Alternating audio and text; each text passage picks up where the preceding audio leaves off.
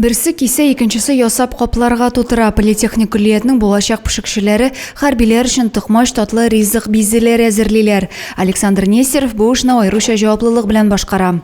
Мне становится хорошо, когда готовлю, потому что я знаю, что наши солдаты получат то, что мы приготовили для них: безе, лапшу и чай.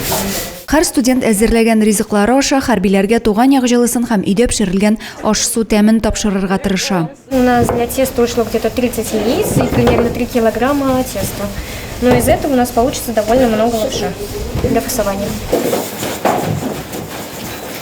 Қамыр басып тұқмаш киселер шәйге безелер пішіріп қопларға тутыралар. Әлі бұларғына түгіл, туған яқ бұлынларынан жиылған үлен шәйлері де әзірлеп жіберелер. Солдатларға посылка акциясына оқу йорты бірінші тапқырғына қошылмай. Студентлар көңіл жылысын салып пішірген ризықлар егітлерге ватанны сақлаушылар күніне зур бүлек һәм хөрмәт болыр деп шанабыз.